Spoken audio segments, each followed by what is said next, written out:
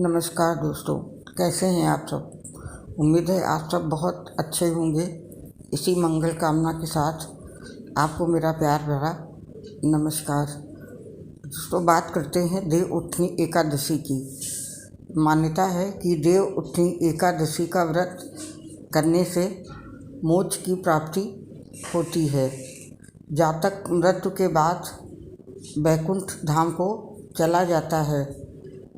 स्वयं श्री कृष्ण ने एकादशी की महत्व के बारे में युधिष्ठिर को बताया था। कहते हैं कि देव उठनी एकादशी पर प्रदोष काल में गन्ने का मंडप बनाकर श्री हरि के स्वरूप शालिग्राम और तुलसी विवाह के बाद कथा का श्रवण जरूर करना चाहिए। इसके सुनने मात्र से पाप कर्म खत्म हो जाता है। आइए जानते हैं देव उठनी एकादशी की व्रत कथा। पौराणिक कथा के अनुसार एक राज्य में एकादशी के दिन प्रजा से लेकर पशु तक अन्न ग्रहण नहीं करते थे, न कोई अन्न बेचता था। एक बार की बात है, भगवान विष्णु ने राजा की परीक्षा लेने के लिए सुंदरी का रूप धर लिया और सड़क किनारे बैठ गए। राजा वहाँ से गुजरे तो सुंदरी से उसके वहाँ बैठने का कारण पूछा। स्त्री ने बताया कि उसका इस दुनिया में कोई नहीं है, वह बेसहारा है। राजा उसके रूप पर मोहित हो गए और बोले कि तुम मेरी रानी बनकर महल चलो।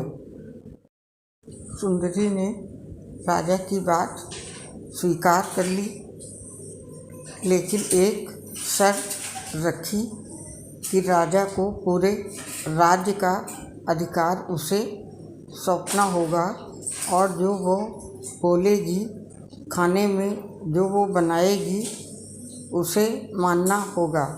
राजा ने शर्त मान ली। अगले दिन एकादशी पर सुंदरी ने बाजारों में बाकी दिनों की तरह अन्न बेचने का आदेश दिया। मांसाहार भोजन बनाकर राजा को खाने पर मजबूर करने लगी।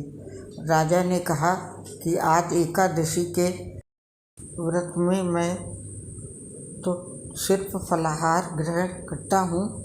रानी ने शर्त याद दिलाते हुए राजा को कहा कि अगर वह तामसिक भोजन नहीं खाएगा तो मैं बड़े राजकुमार का सिर काट दूंगी।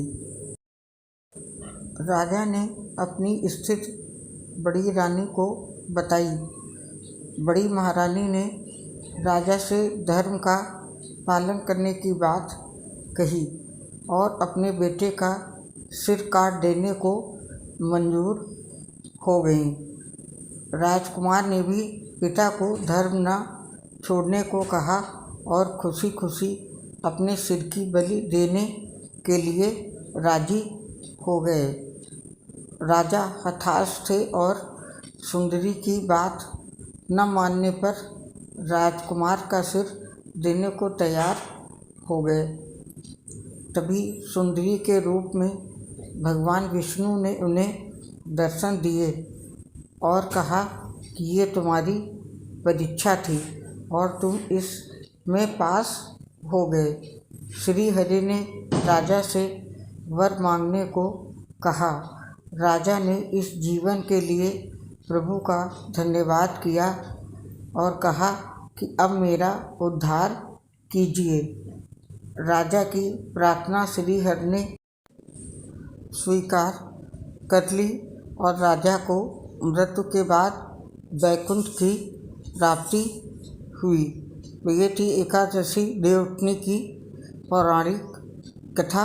आप लोगों ने अपना बहुमूल्य वक्त दिया, उसके लिए आप सबका बहुत बहुत धन्यवाद। नमस्कार।